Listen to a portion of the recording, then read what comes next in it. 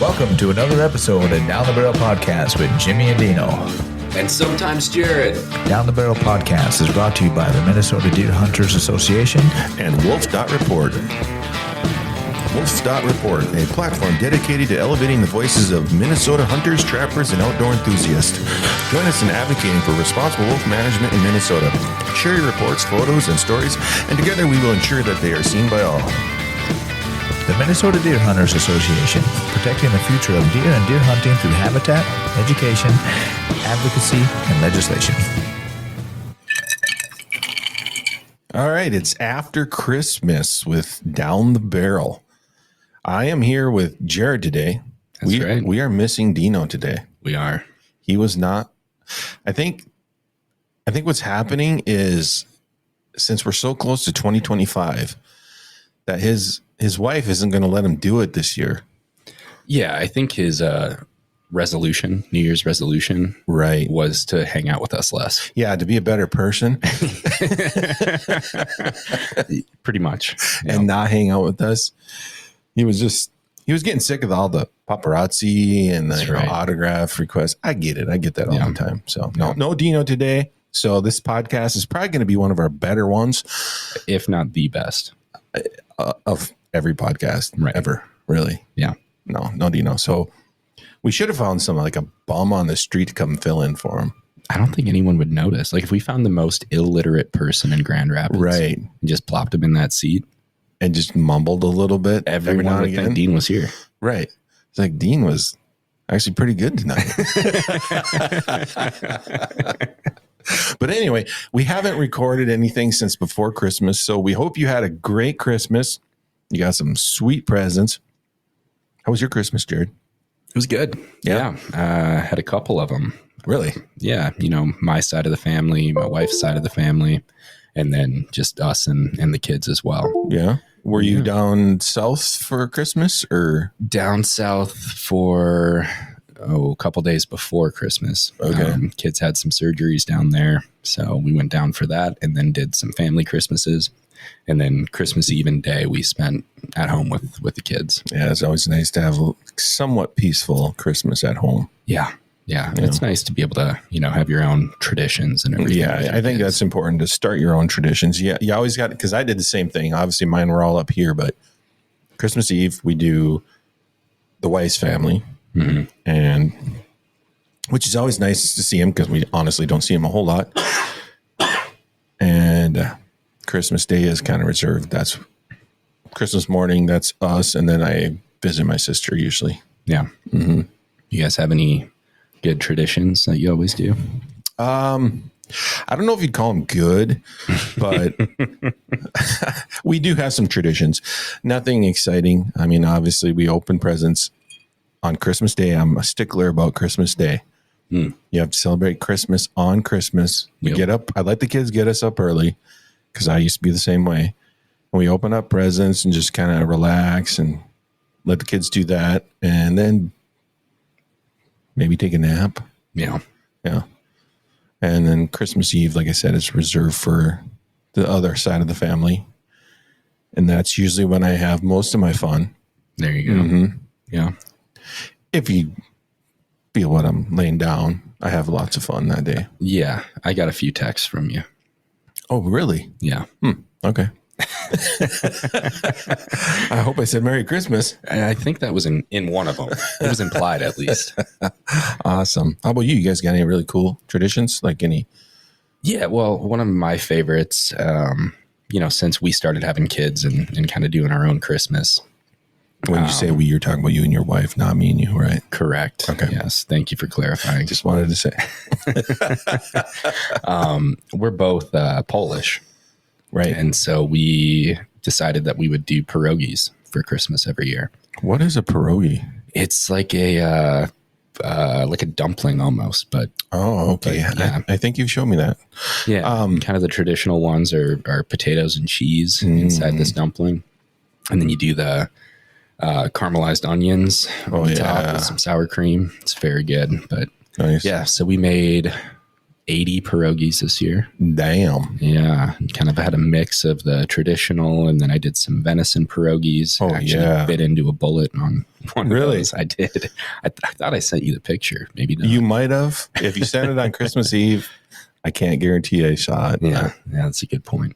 But yeah, so we did the pierogies, and then yeah, we always do the venison pierogies. That sounds awesome. Oh, they were very good. Yeah. I did some jalapeno cheddar venison pierogies. They were very good.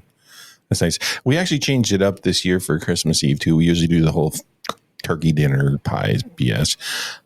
This year we did prime rib. Oh yeah, and it was excellent. It's hard to go wrong with prime rib. It is hard to go wrong, but no, we didn't do any fancy traditional like Irish meal or anything like that. Yeah, I mean, I did have whiskey, so I guess maybe I did. But that is all 3 Irish meals in one. That's kind of what I went for. Yeah, it's the Irish diet. Throw a potato in there, and you're good. Yeah, but today, as we're recording, it is New Year's Eve. Correct. I mean, it is literally New Year's Eve. We're just rolling into it. You got any big plans? No. I'm gonna just chillax at home. Yeah, get the kids, head home. I think there's a football game. Am I making that up? No, I think you might be making up because there was a football game last night with the Lions and the 49ers. You're right. That was last night. So, yeah, gonna get the kids and go make dinner. Hang with the wife, maybe watch a movie, fall asleep by 10.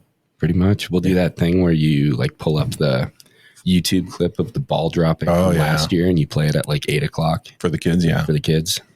That's a great idea. I never did that. I don't know if they had that when my kids were younger, but that is a brilliant idea. I might do that because I'm going to a party tonight. I think I'm going to pull that at like 10:00 so I can go home and go to bed. There you go. That's the way to do it. For sure. No one will know the difference. Yeah, by 10:00 they might not. So yeah, Happy New Year's. And today I think we're just going to maybe make fun of some stuff. I don't think we're going to talk about anything too serious, are we? Do we have anything serious to talk about? I don't think so. I mean, it's the end of the year.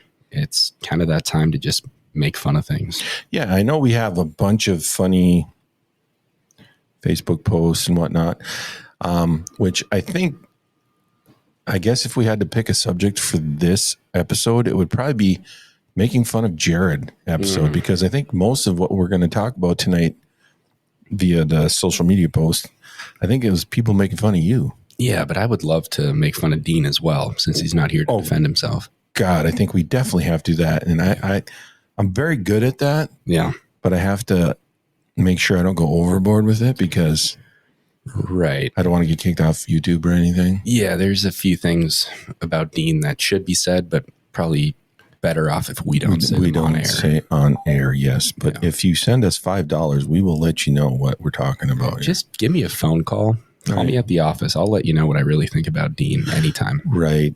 You know, he used to be pretty cool, but I never knew him when he was cool. Well, he's from Kansas, so that there's different levels of cool. But I'm saying he used to be able to like do stuff, but anymore, as he gets older, he's just not really allowed to do much. Yeah. He's really on a short leash. Well, his body's given out. It's tough.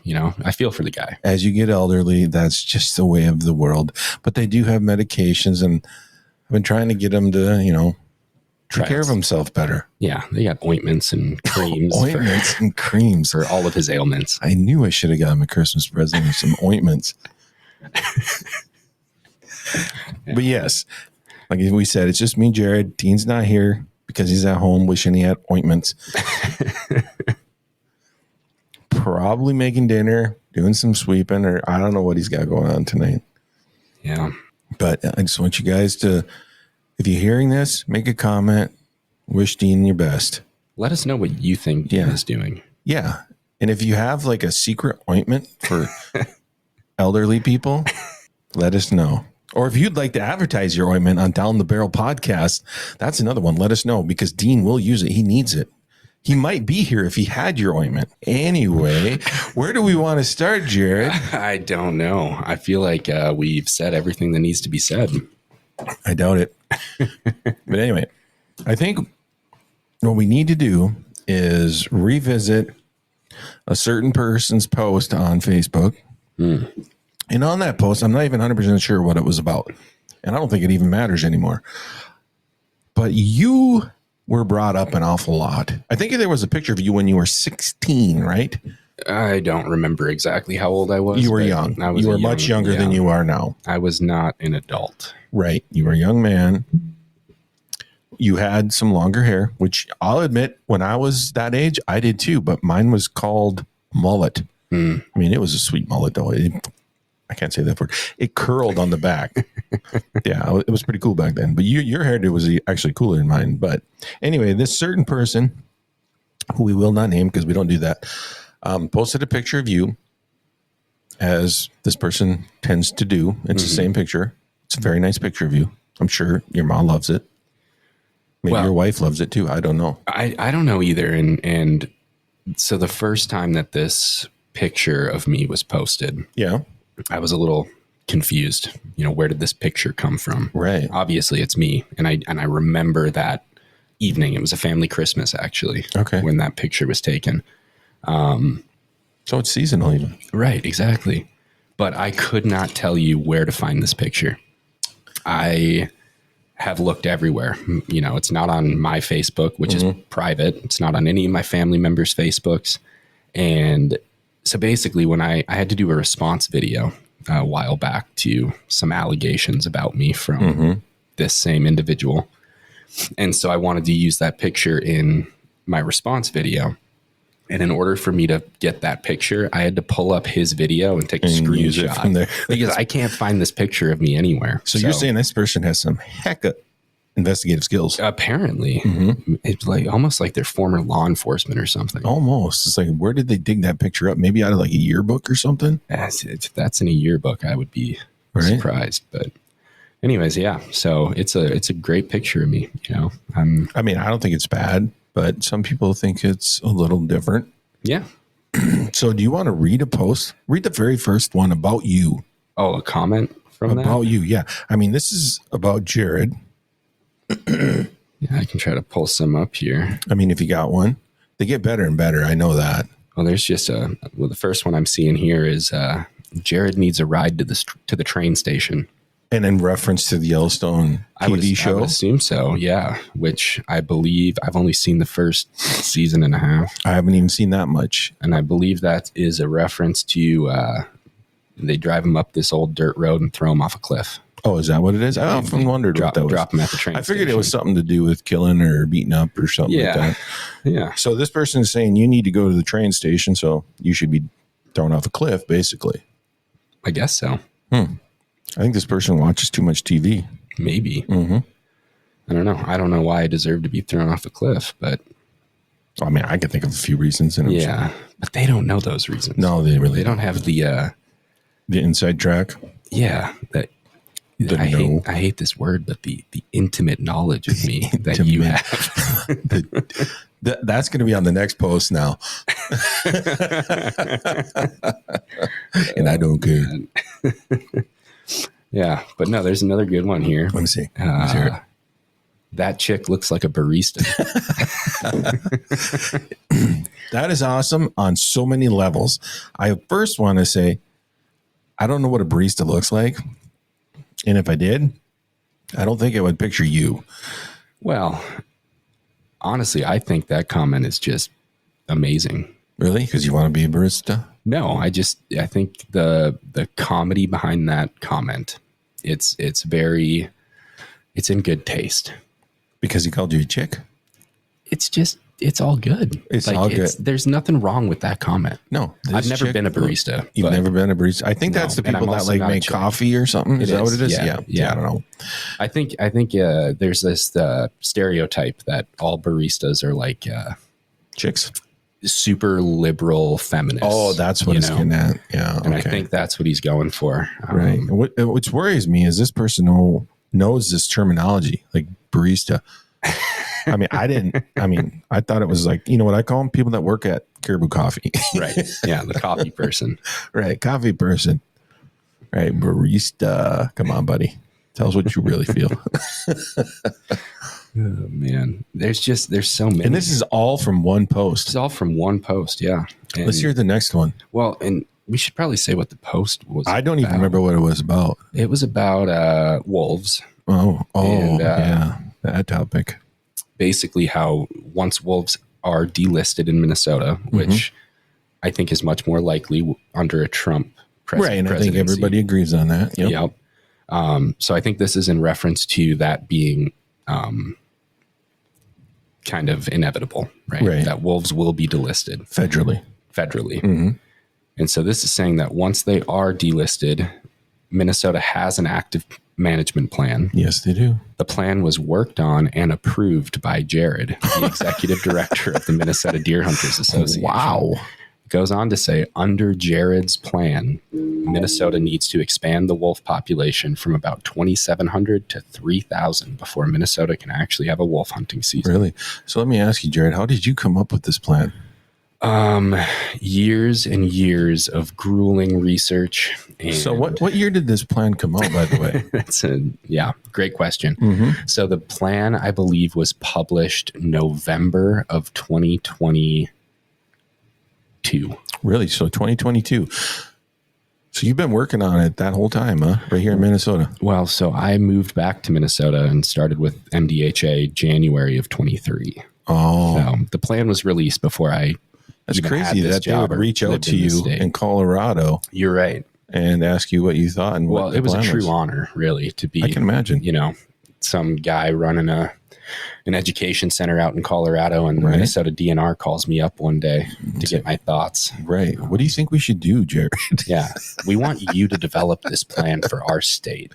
Right. So anyway, the DNR came up with this plan like a year before you were even back in Minnesota. Well, it was published a couple months before I was back here. Oh, okay. But yeah, it was years of writing. And so basically what we're saying is you really had nothing to do with this plan, right? Nothing. The only thing I had to do with this plan was after it was released, which was, again, November, prior to my starting in January. Right. Or February, I believe it was. I went to a meeting of the Wolf Management Plan Committee, basically, which was, made up of DNR employees, made up of hunting conservation group stakeholders, Native American representatives, ranchers, all the different stakeholders involved in the wolf issue. And so I think it was in February, there was one more meeting to kind of review the final plan and say, like, it's been released, it's out there. It was more of a reflection of on the process of how the plan was developed than anything else. Okay. And again, I wasn't involved in that process, but I was at that one meeting. But you did ask him at that meeting to make sure there was more wolves, right? No, actually, the only thing that I contributed to that meeting, because I was brand new to this role, was to see how we could get the 50 cents off of every deer license sold that goes towards wolf management, how we could find a different funding source for that. Because I don't think it's fair to have our deer hunters footing the bill for wolf management. Right. But apparently it's Jared's plan. Well, I don't know if that's an honor or... It's an undeserved honor. Okay. Yes. Well, it's a good thing we have the plan. Well, I'm saying if it's your plan, we could probably change it pretty quick, couldn't we? Yeah. Well, it's not my plan, and I have no power to change it other than lobbying, with all of our members. And that's what we do. Exactly. That's why we do petitions. That's why we do Dan the Hill. Yeah. That's why you have your meetings at the Capitol. That's right. Right. Yeah. So anyways, that's what the post is about. The whole post is about Jared's wolf management plan, which is something that does not exist. Right. The DNR's wolf management plan does exist. It's a good thing we have it. It's far from perfect, but we have it, and that's a start. And that means that once they are delisted, we have a plan in place. Right, which actually I think is you have to legally have a prerequisite. That. Yeah. Yep. If you don't have a plan, you can't manage the wolves. Correct. We have a plan in place. Maybe it's not perfect, but it has to be in place. So if it is federally delisted, the wolves, you can actually go forward and work on wolf management in your state. Yep. So it's a great thing that we have Jared's plan, is what I'm saying. Sure. Oh, man. But we can definitely work on it to make it better. For sure. And that's what we're doing every day. Yeah. You know? And since I have such intimate knowledge of you, I will say that I have never heard you ask or require for 3,000 wolves. I think you always hover around that 1,600 mark, don't you? So The historic, the initial the target recovery number set by U.S. Fish and Wildlife. That's the words I was looking for. Yeah, was 1,100, 1,200 wolves. Right. And so that number was not just pulled out of thin air. You know, that is through many, many people that are much smarter than me and more well-versed on the wolf issue and on population dynamics. That is the number that they came up with. That would be a sustainable population number for wolves in Minnesota, where no one factor is going to significantly contribute to that population declining or extrapolating, you know, significantly. So that is where MDHA stands, as that should be the target population number. Which makes sense. Right. Now, the wolf management plan that was released set a different population goal of between 2,200 and 3,000 wolves. Right. Now, this post and this person are claiming, again, my plan is stating that we must reach 3,000 wolves before we could ever have a wolf season. Oh. And that couldn't be further from the truth. Right. That 3,000, that is the top end of the population target, right? From this plan. So if we hit 3,000, we're already over the goal of the plan. Right. The goal is to keep them below 3,000. Right. Anywhere between 2,200 and 3,000. And with current population estimates at about 2,900, you can bet your ass that we're going to have a wolf season right away. Right. You know? And obviously there's the public comment period and all of that that's included in the state statute that is not ideal, but the current population estimate will not be a contributing factor to whether or not Minnesota has a wolf season. Right. And personally, I think there should be different zones in the state when it comes to wolves. Yeah. I think there should be, like in the boundary waters or wherever, there should be places where they are not managed.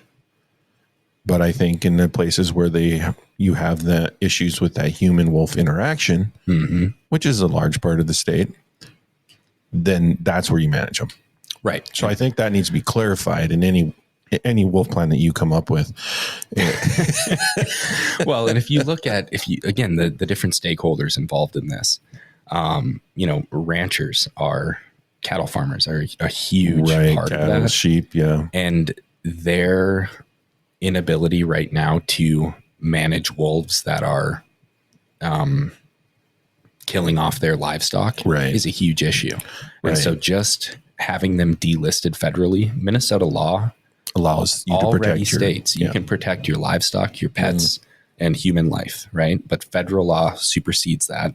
So we can't do that at that point or at this point. But once they are delisted federally, then you can at least protect your property. You can protect your dogs, you can protect your cattle, you can protect your family, you know?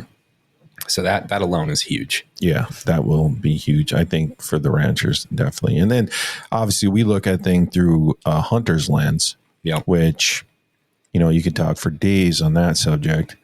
But I think there is areas in the state that definitely need wolf management to where it is affecting your deer population. Because, you know, when it all adds up to, wolves may not be the only reason or the main reason, but they are part of the reason that deer population in some areas of the state have declined. Absolutely. Yeah. And it's one area that we could manage.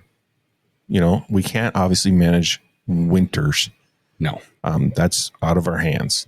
But we do have the option to manage wolves. So I think that's fair to say that that's something that we need to do and look into in any of your plans. Anyone that tells you that wolves are the only factor contributing to a declining deer population, especially in northeastern Minnesota, is either lying to you or is just willfully ignorant. Yes. You know, there's a number of factors that contribute to this. And like you said, wolves are one of them. And they're an important one. And they're one that we should not ignore and they should be managed. Right. We can responsibly manage that one in numerous ways.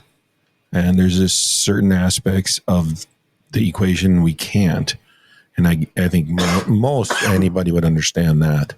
But wolves is one of them. So when they become federally delisted, I think the state needs to allow that. And maybe not in every area of the state, but in areas where the wolf-human interaction is an issue. Yeah. And I don't see any reason why we couldn't do that. I don't either. And I don't think the DNR does either. Well, yeah, I think the DNR would totally be on board with that. Yep. So, do you have any other posts? Oh, there's so many. Well, so in this picture of me again, when I'm, I don't know, 16, 17, there's a bookshelf behind me. And so this, this comment says, Jared looks like a highly educated moron. I mean, look at all those books behind him. He's got to know what's best for Minnesota. Right. Books. And if you look at the picture, this is my childhood home. That bookshelf is full of like K-12 encyclopedias, Nice. anywhere from kindergarten to 12th grade.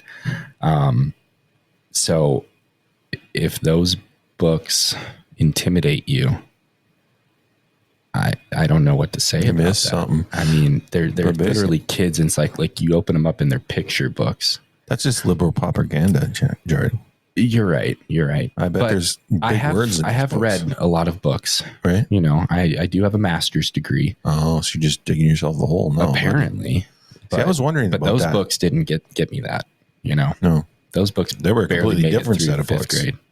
So you're saying you have more books than what's in that picture? I do. I have not read those books since I was probably in fifth grade. Wow. I do have more books, and I think, you know, there's this idea out there about the highly educated moron.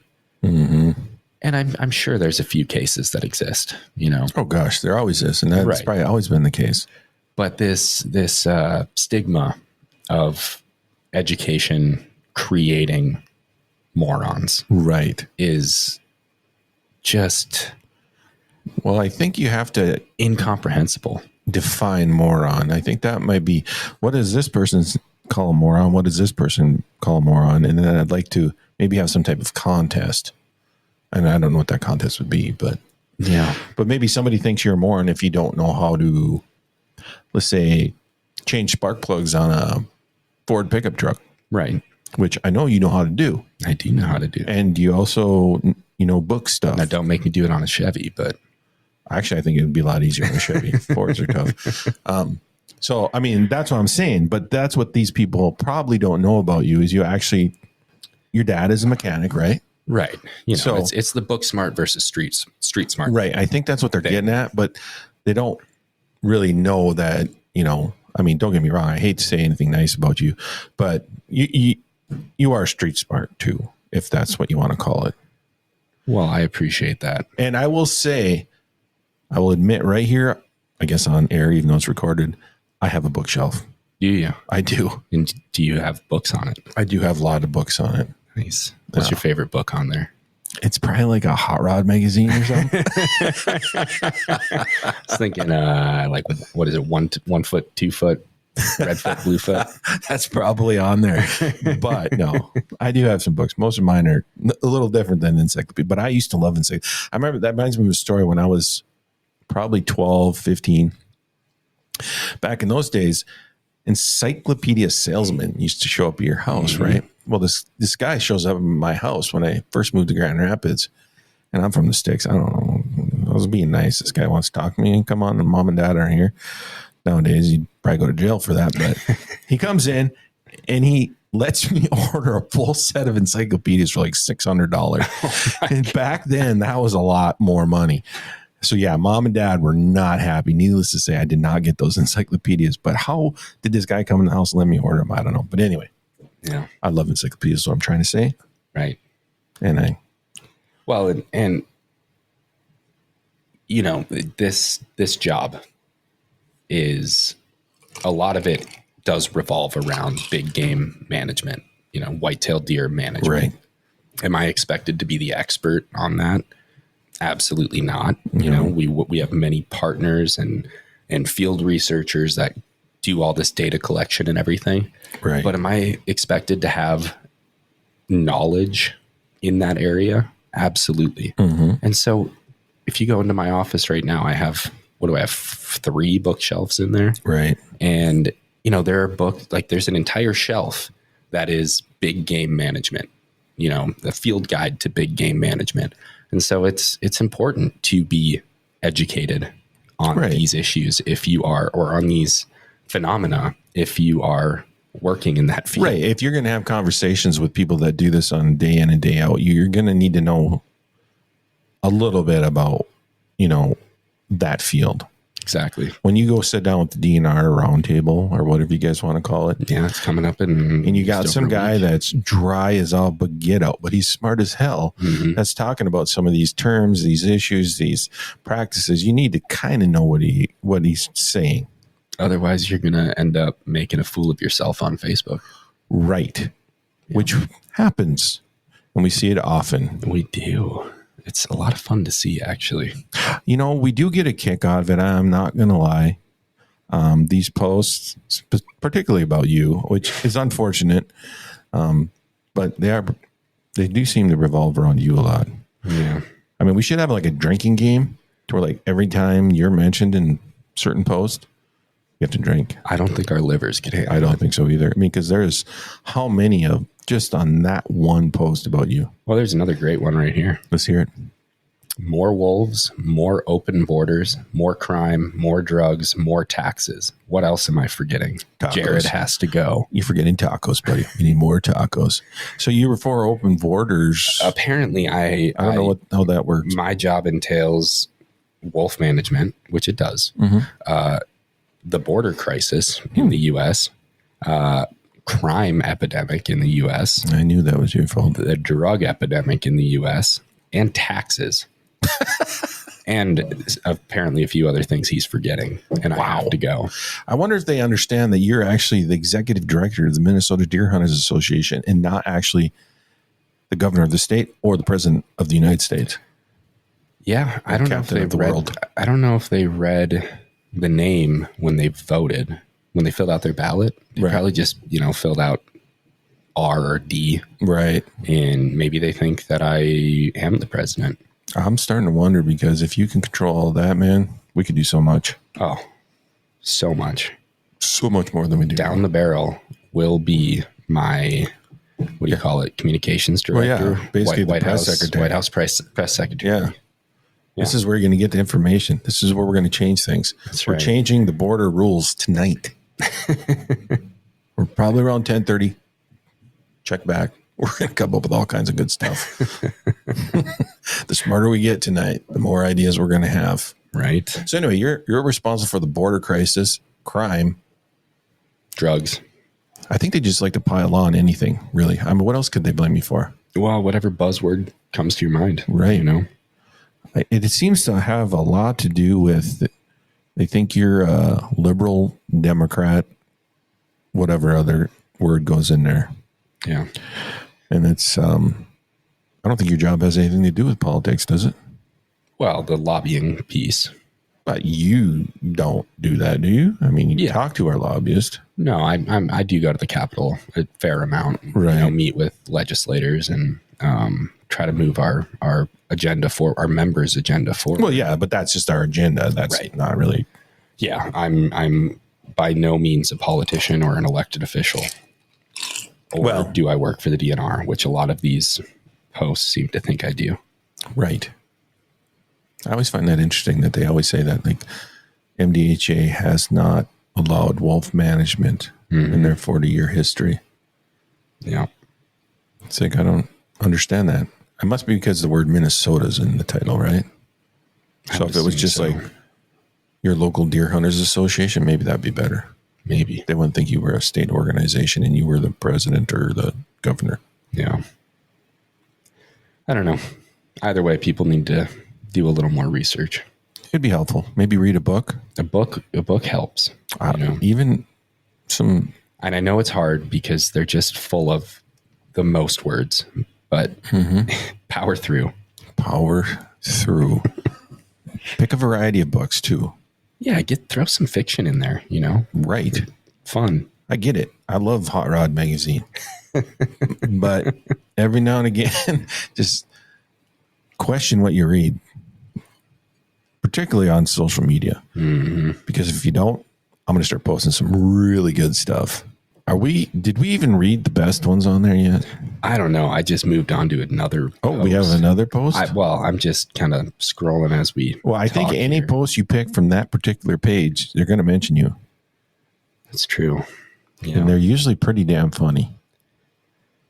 I mean, the barista one, that was probably one top 5 for sure. That was a good one, man. That was a good one. So whoever wrote that, God bless you. Yeah, hats off to you. If you know who you are, that's original. Reach out and I'll send you a hat or something. I'll send you a cup of coffee. Right? Jared will make it. Yeah, my special home blend. Oh man. Well, this post, I don't what is this one even about? So we mentioned the DNR roundtable, and last year there was a picture taken of me at the DNR roundtable. Oh yeah, sitting at a table with Representative Finke. Right, and he was like sitting behind you or something, wasn't he? She was, yes. Oh, she is. I'm sorry. She now goes by. I get it. Yeah. So, anyways, this whole post is about how Finke and I are friends and we're collaborating on all these issues. And I can tell you 100%, not that there would be anything wrong with it if I did, but I have never said one word to Representative Finke. Right. I didn't know she was at that table with me. That was the one and only session. Well, I think that's just typical behavior of this certain person group. Well, and that's where this is going, is this gets beyond that one person, So anyways, this was at the DNR roundtable. It was the one and only session devoted to big game management, whitetail deer management. So I got there early, first person in the room. I sat front and center facing the teacher's pet. Yeah, exactly. Facing the projector screen and everything. And then the room kind of filled in behind me. Apparently Finke sat at that table that I was at. And this picture was taken. Well, I did do a scan around the room at some point, and I know exactly who was sitting in that seat where that picture was taken. And I saw him pointing his phone at me during this session. And so I knew this was going to come up at some point. And that individual was Senator Nathan Wiesenberg. Shocker. Right. So I wonder what kind of point he was trying to make with that photo. Well, I wonder why he was in that session if he wasn't going to pay attention to the session and was just going to try to get this gossip piece for his buddy Steve Porter. You know? Yeah. Well, I think that we all know the reason why they do what they do. And I don't know what they think they're going to accomplish, but what they're trying to say. Yeah. Well, for the record, I've never met Representative Finke, never spoken to her. She did apparently sit at a table with me. Evidently. Yeah. And she is a representative out of where? I don't even know. No. I'm assuming, I shouldn't assume, but obviously. I would assume St. Paul, it looks like. Okay. Yeah. All right. So, So not around us. No. So we wouldn't know. Right. And so...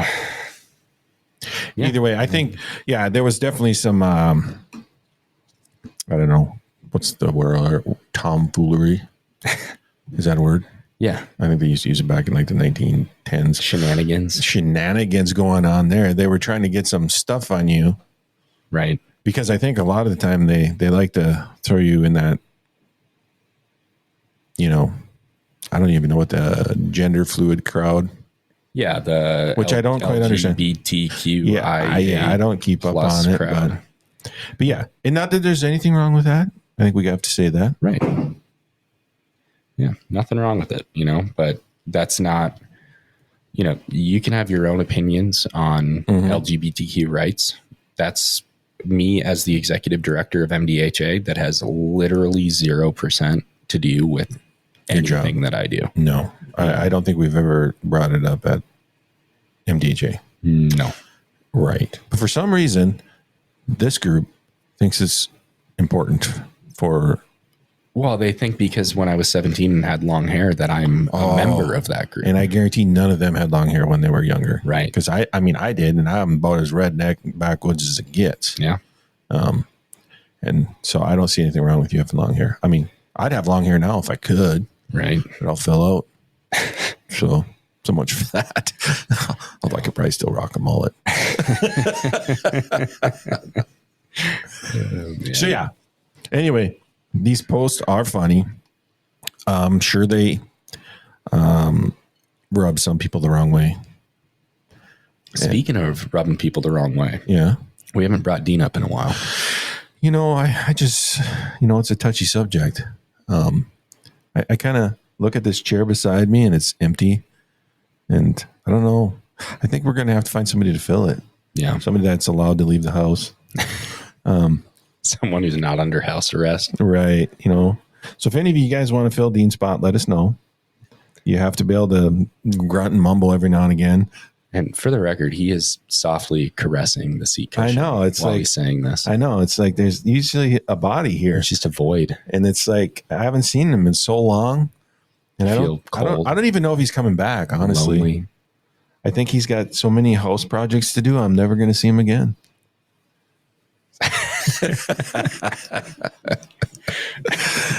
Maybe we should call him right now. He did say something about remote in, but I think maybe that got kiboshed too. He probably got his phone taken away. I think we're going to have to replace that chair after that bid.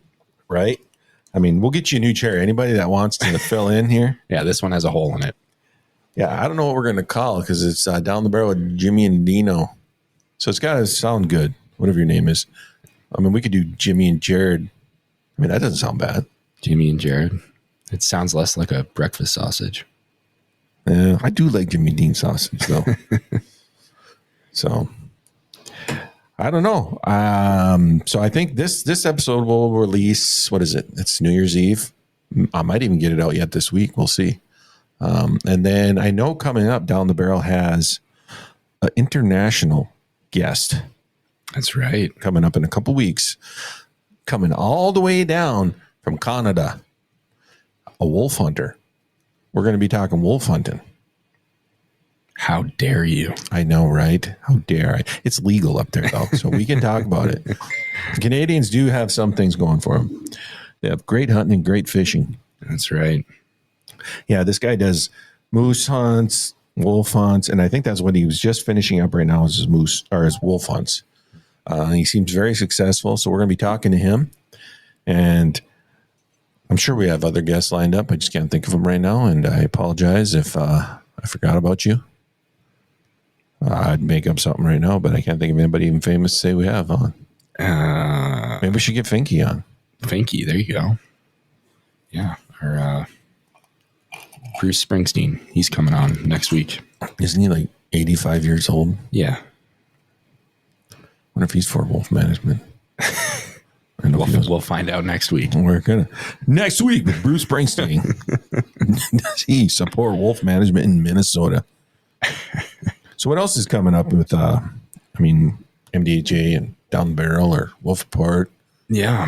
Well, so MDHA, the month of January, that's when we do all of our regional meetings. Mm-hmm. So I will be traveling around the whole state this coming month, meeting with all the chapters and talking about the different resolutions and amendments and everything that were proposed, as well as going over, our budget and the board member positions and everything that we need to fill. The calendar for that should be coming out in the next day or so. Right. We're going to SHOT Show. We are going to SHOT Show in January. Yeah. January 21st, I think.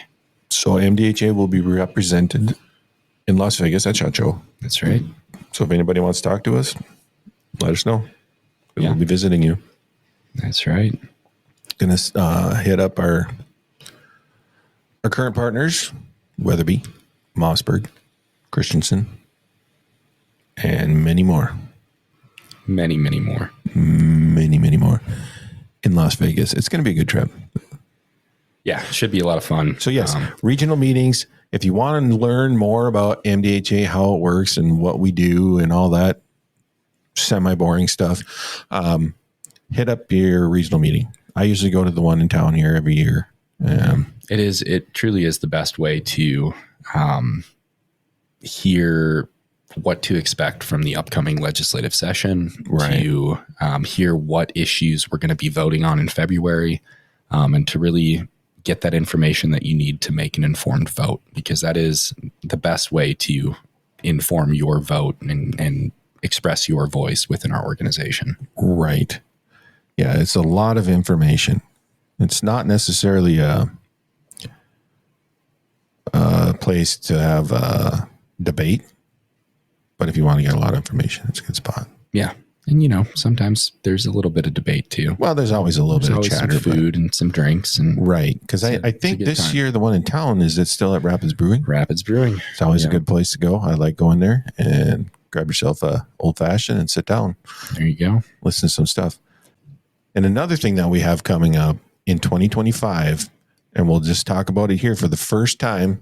Very first time. So sneak peek, all 10 of you listening. We are going to be unveiling, whatever you want to call it, the Minnesota Bowhunters Association. It's a brand new association, I guess you'd say. Yeah. kind of, for years we've had Minnesota Bowhunters Inc. in the state. And they told us they let it die. Right. Yes. So it no longer exists. And, Jimmy, myself, and Deano, the ghost of Deano, all avid bow hunters. Right. So it's kind of this void that we thought had to be filled. And so decided to get it up and going. Yeah. So we created a handy website to facilitate members. And we wanted to do things differently with this organization. So we're giving our members a place online. When you're a member, you can go in and you can vote on issues and stances that we take. So it's probably one of the most direct ways of participating in an association.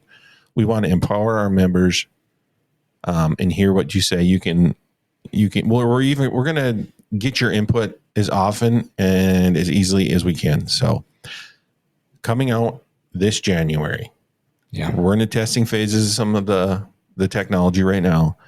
Check us out. You'll definitely hear from us. If you're a bow hunter, you're going to want to be part of this group. And we will be looking for advisors, volunteers to help us guide us on this. So keep an eye out for that. You'll be hearing about it on the MDHA Facebook page and on social media in general. So yeah, I think it'll be a great addition to the work that MDHA does. And absolutely. Really kind of fill that need that many bow hunters feel in the state, an organization for bow hunters and only bow hunters. Right. Mm-hmm.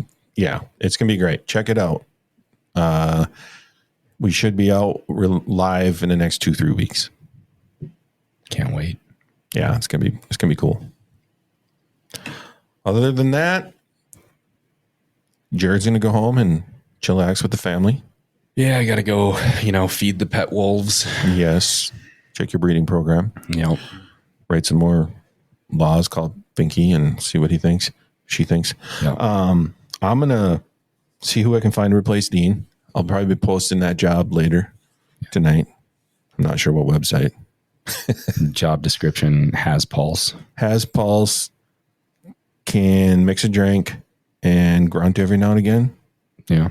Yeah. Showers once a month. That'd be nice. I mean, this is a pretty small room. I'm just trying to, whenever you try to fill a position, you always try to go a step up from the previous staff member. So once a month, that's our target. Once a month is good. Yeah. Yeah. And I mean, it's an easy job. I mean, it'd be nice if you could be here sometimes and not leave this empty seat, this awesome seat that we bought. That he's now caressing again. I know. It's just so empty. It feels weird not to have somebody in the co-pilot seat because you're sitting across from me. Yeah. So, yeah. Anyway. It didn't feel right. We're still mourning. We are. The loss of, do we call him a friend or acquaintance, Dean? Somebody we know. Some guy that we met. Still mourning that loss. I didn't feel I could fill that chair yet. Yeah. Might be too soon. Yeah. Might be too soon. But you'll get there.